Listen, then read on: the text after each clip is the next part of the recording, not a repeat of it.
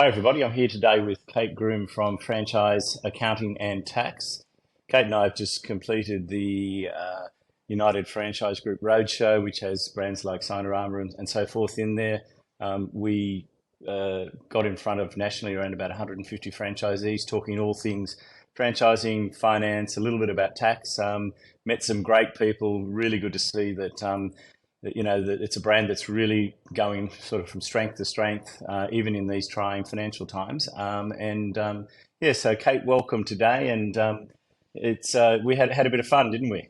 Yes, we did. It's always great to work with you, Michael, and it was very enjoyable to get in front of franchisees. And hat tip to the folks at UFG for inviting us to have a chat with their people. Yeah, it was great. And look, I think it was interesting because I mentioned before that we're in sort of trying financial times, but it was really interesting to see, I guess, a franchise group that's almost. I know certainly they had the sort of the owners out from, and this was something that was put on by the franchisor, and it was something that was sponsored by them, and they're obviously looking to provide extra value to their franchisees. And I sort of heard that term that they're almost a little bit sort of recession proof, and it seems like that. It seems like the brand's going really strong. What were, I guess, the sort of key sort of things that you sort of took away from I guess we did sort of each capital city over a 2 week period, and what did you sort of take away from all of that? One of the things that was interesting for me was that there was a high level of interest by the franchisees in thinking about the financial topics in their business. We had some great feedback from one of the attendees who commented that the content that we talked about around the financial side of business really prompted some great discussions about cash flow and financial questions and considerations. And I think that's always a good outcome when people get to have a chat with each other and talk about their business. And I think for me, one of the key things with this was doing the sessions with you, Michael, was the opportunity to let small business owners know what's going on with the tax office at the moment. It's not a topic that we usually cover in our financial conversations sessions with business owners, where we generally just talk about profit and business improvement.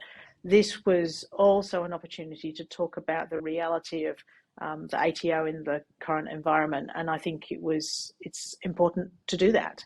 Yeah, brilliant. Look, and I think that's right in the sense that the ATO, it's got I guess a need to get taxpayers compliant, particularly after a period of COVID where there was a lot of leniency from the ATO, and it was and kudos to them for doing that, because I think a lot of businesses were sort of worried about where things were going to end. And if you listen to our government, it was a little bit like the sky's falling in, the Chicken Little sort of type thing. But it is at a point now where a $23 billion ATO debt's turned into a $60 billion ATO debt. And so I think it was good for the businesses there to really understand this, and understand that if they are getting, if they have in that situation where they may have accrued an ATO debt over that period, and particularly the COVID period, that they're not alone, that many businesses are in that situation. And more importantly, that the ATO will work with businesses to get them out the other side, provided businesses, and this was, I guess, the theme around it is that, firstly, if you can pay your tax, obviously do so.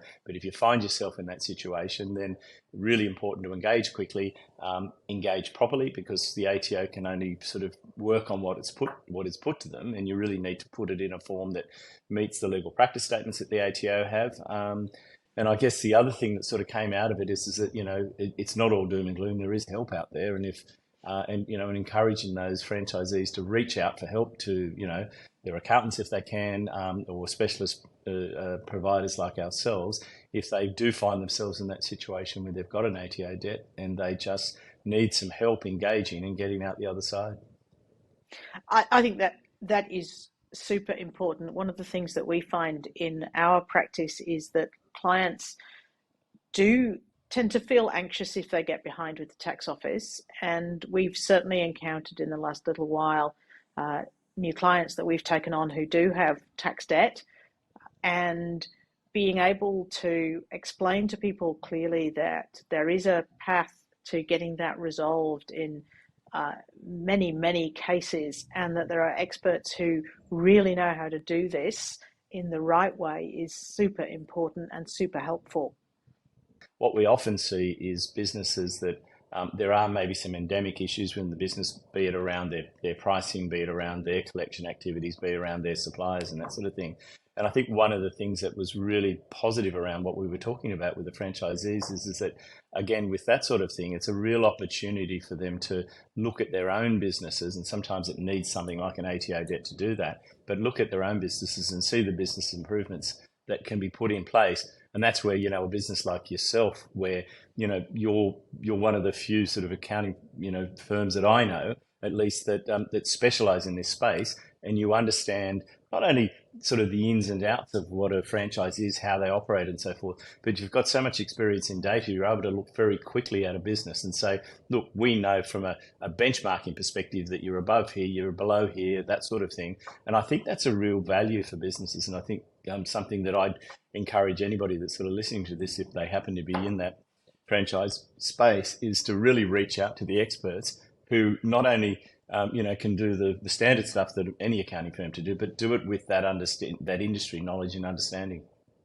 Yes, that's thanks, Michael. We really see it as important that part of what we deliver isn't just accounting and tax, but that we do help people run better businesses. And I guess that comes from my experience of working with franchisees since 1990 mumble, just helping them run better businesses. We want them to run a better business, not just to be in good order with the tax office. And we really love doing that. It's very rewarding to help people sort a problem out and build a better business. And I think this was a great opportunity to do exactly that by getting in front of these particular franchisees. Yeah, look, it was great. And I guess just finally, thanks to sort of Matt and Rosemary from, UFG for having us along.